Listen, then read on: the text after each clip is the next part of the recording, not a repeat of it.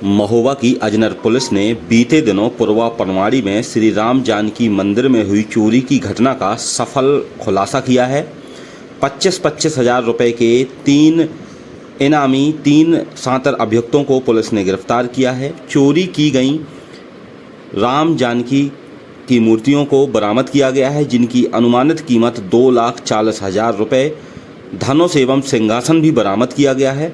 इस पूरी टीम में महोबा जिले की अजनर थाना पुलिस टीम ने इस घटना का सफल खुलासा किया है। महोबा पुलिस अधीक्षक प्रबल प्रताप सिंह ने प्रेस वार्ता कर इस घटना की पूरी जानकारी दी है। आगे वीडियो में आप देख सकते हैं कि ये वही आरोपी हैं जिसने इस मंदिर से चोरी की घटना को अंजाम दिया था, जिसमें भगवान की मूर्तियों को मंदिर से चोरी किया था। और चोरी करने के बाद पुलिस ने इन आरोपियों को पकड़ा है और कड़ी कार्रवाई की है। देखिए, आपकी जानकारी में लाना चाहूँगा, 27/28 फरवरी की रात्रि में थाना अजनर के गांव पुरवा पनवाड़ी में राम जानकी मंदिर में एक सेंसेशनल वारदात हुई थी, जिसमें राम जानकी मंदिर से 3 मूर्तियां, श्री राम जानकी और लक्ष्मण जी की मूर्तियां, उनका सारा श्रृंगार और सिंहासन चोरी हो गया था।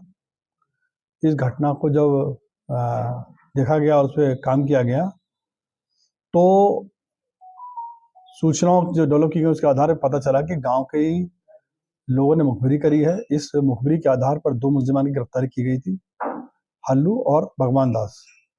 इन बदमाशों के द्वारा बताया गया कि ये मानते हुए कि चूंकि ये पीली धातु की प्रतिमाएं थी, तो ऐसा माना जा रहा था कि ये सोने की मूर्तियां हैं जो लगभग 50 साल पुरानी थी, अथवा ये अश्व धातु की मूर्तियां हैं जो अत्यधिक कीमती हैं। इसलिए इनकी चोरी सचिन, जितेंद्र और श्याम सुंदर, जो कि थाना चरखारी के रहने वाले हैं, इनके माध्यम से कराई गई है।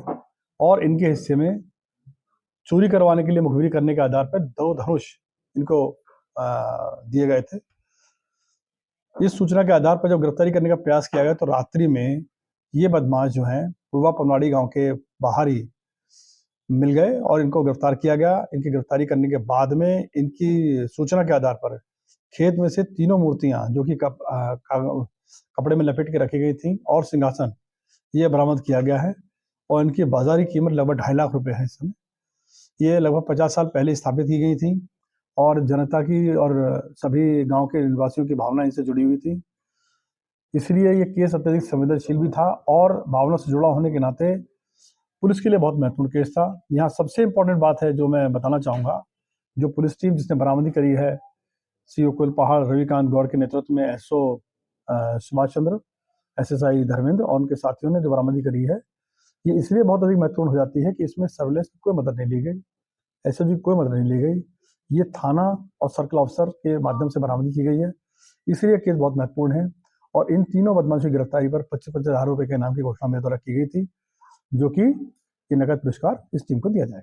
कोई आपराधिक इतिहास? नहीं, ये इसमें का कोई आपराधिक इतिहास नहीं है। इसके पीछे की कहानी बता देता हूँ। ये एक शादी समारोह में आए हुए थे और जब मंदिर में इस तरह की मूर्तियां देखी और अपने जो बिगड़े हुए साथी हैं, जो 2 पकड़े गए हैं, उनकी भी आमतौर बहुत खराब है, वो पकड़े गए हैं।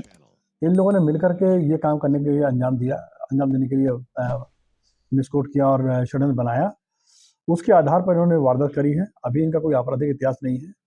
तीनों बदमाश जो गिरफ्तार किए गए, सचिन, जितेंद्र और श्याम सुंदर, इनकी आयु जो है एवरेज एज लगभग 22 साल के करीब की है। तो ये नए बदमाश हैं जिनकी गिरफ्तारी सुनिश्चित की गई है।